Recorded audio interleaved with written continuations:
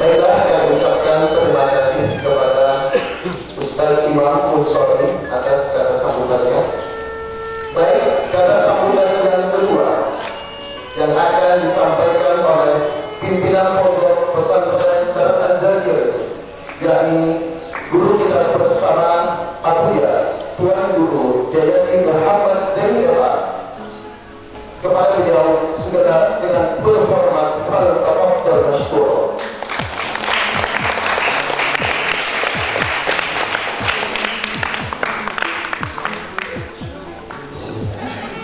Assalamualaikum warahmatullahi wabarakatuh.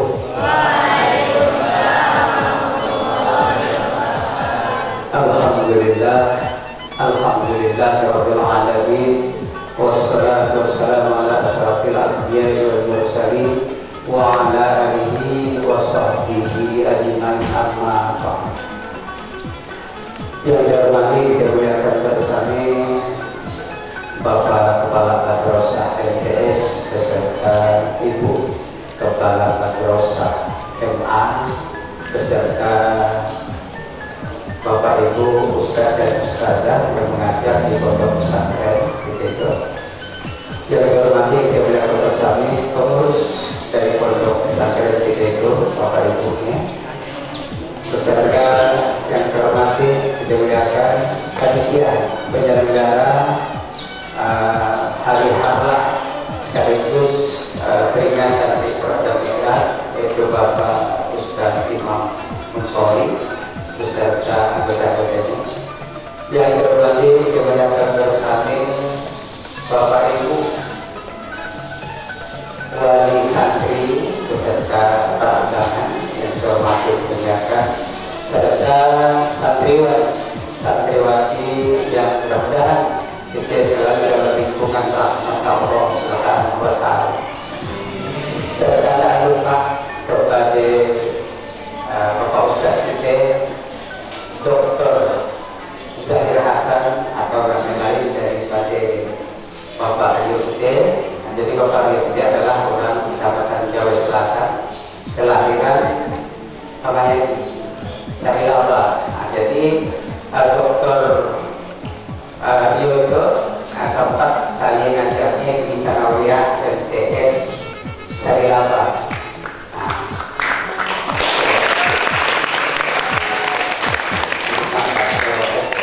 Dan sampai dua dia belajar kursus bahasa Inggris di rumah. Bahasa Inggris, speak English. Jadi alhamdulillah setelahnya dia baru pergi ke Jawa Timur. Ya alhamdulillah sekarang berhasil sekolah tidak selesai di sekolah ini. Kami batasan di sekolah itu hanya sampai S3, yaitu doktor. Tepuk tangan.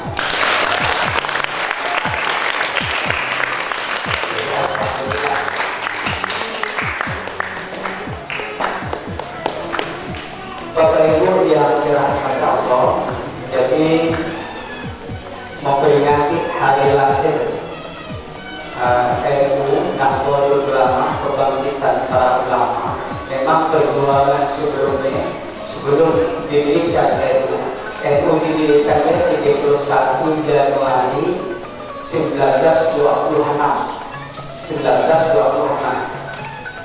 Lebih sedikit dengan didirikan Muhammadiyah. Jadi Muhammadiyah lebih dulu didirikan. Setelahnya nyusul NU. Kami ada gejolak pada saat Muhammadiyah didirikan, ada gejolak dari masyarakat. Maka didirikanlah NU. Kemudian di Makkah ada gejolak. Didirikan NU di Makkah ada gejolak karena kuburan Nabi akan dibongkar.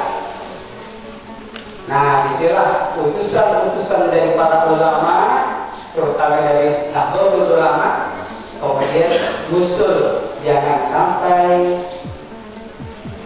kuburan Nabi dipindahkan, karena mereka menganggap bahwa dengan dipindahkan kuburan Nabi, kaum muslimin yang sholat di Masjid Madinah takut menjadi syirik. Kami takut Kami kita ngadap tidak ngadap kuburannya kita sholat. Nah, sebagian di waktu orang itu. Bapak Ibu yang dirahmati Allah. Jadi itu bagi orang Sambas dan asing-asing. Cuma organisasinya menurut orang Sambas kagak asing. Tapi amaliyah NU ialah sebenarnya bagian dari amaliyah dari orang-orang Sambas. Majalah NU terbesar di Indonesia dan termasuk banyak di negeri-negeri jiran. NU yang berkembang juga di negeri jiran di Asia Tenggara dan sebagainya. Jadi alhamdulillah. Jadi NU itu adalah suatu wadah organisasi khusus kepada Islam. Nah, dia memelihara wadah tersebut yang orang kampung barangkali karena anokan, ada bisa anokan untuk supaya dalil-dalil yang dari Al-Quran yang akan diketahui oleh masyarakat, ada bisa melakukan, bisa memberitahukan kepada yang lain. Jadi NU itu identik dengan kita Bapak Ibu. Misalnya yang biasa tahlilan 3 hari, dia anak NU. Muhammadiyah menolak, Salafi menolak. NU yang sebagai basisnya agar kita tidak terperosok di dalamnya dan tetap komitmen untuk menjaga tradisi yang tidak bertentangan dengan agama Islam. Macam nak sabana, macamnya NU ya Pak. Cuma dibandingkan dengan di Jawa ya, NU di Sambas lebih kuat masalah tradisi. Contoh, menghadapi kematian di Jawa hanya hari 1 sampai 7, kemudian hari 40, kalian 100, kalian setahun atau 1000. Tapi Sambas lebih banyak, 1 sampai 7, 15 hari, 25, 40 hari, hul. Berapa kali, 3 kali hul, dah 1000, malah lebih kan. Nah, jadi lebih kuat. Sahabatnya di sini nanti, tapi di Sambas lebih kuat sahabatnya, hampir tiap rumah.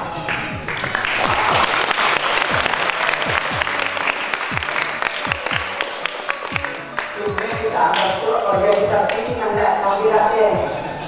Mana kue banyak tidak tahu. Nah, tapi masalah amaliyahnya ya lebih besar di Sambas.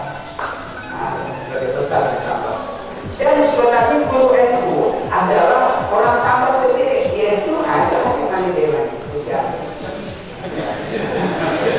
Syekh Ahmad Khalid Sambas itu guru NU. Siapa?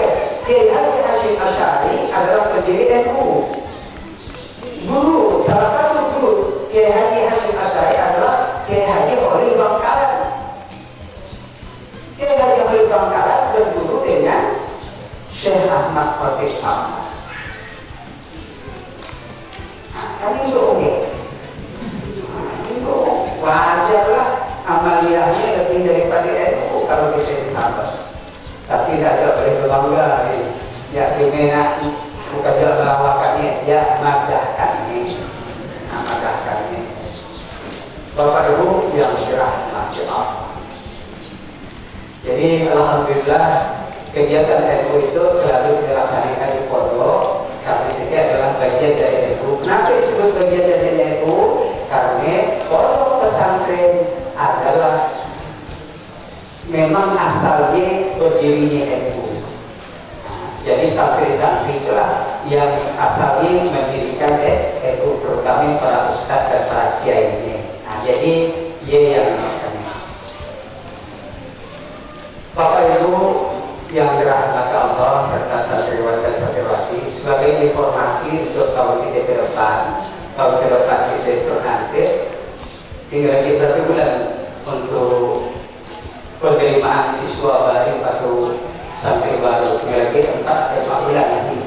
Nah, jadi nanti Bapak Ibu, anak kita itu memang masih belum kejurusan dari pondok, masih nangkap kedua-duaan, pelajaran kitab dengan pelajaran praktis Quran, jadi masih dirokol, sehingga hasilnya barangkali nggak terlalu maksimal, tapi suruh bisa, hasilnya nggak maksimal. Insya Allah tahun ke depan itu nanti akan kita bagi sesuai dengan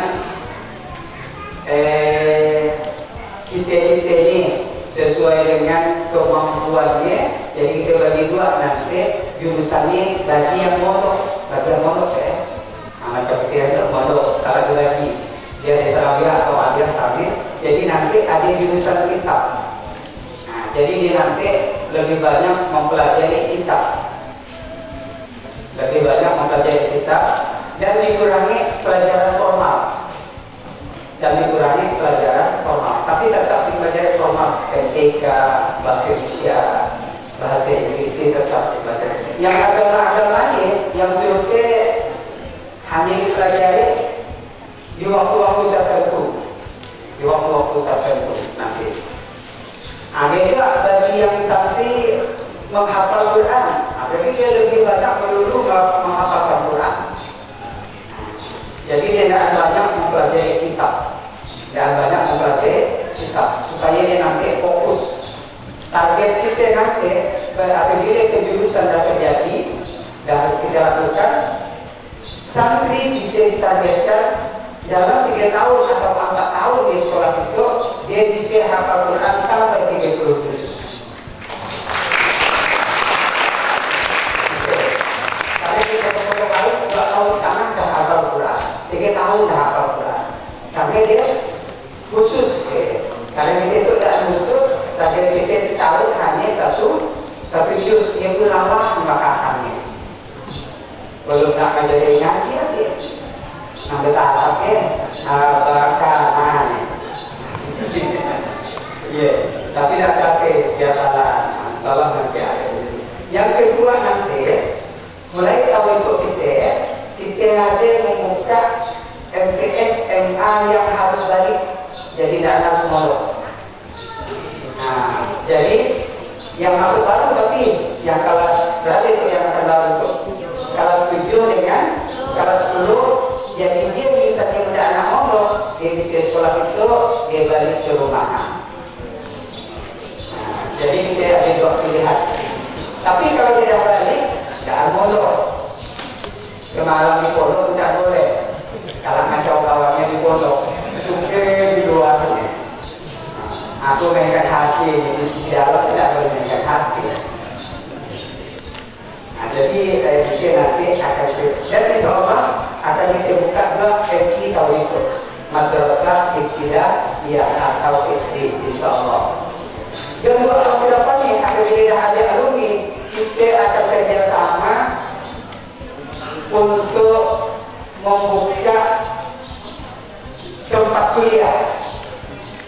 Santrinya nanti kuliah di situ, dosennya kita datangkan dari Sambas, dari Singkawang, dan sebagainya. Insya Allah kita pun sebenarnya sudah banyak menjadi dosen. Insya Allah nanti Bapak Doktor Rio nanti akan membawa kawan-kawannya. Insya Allah ke situ.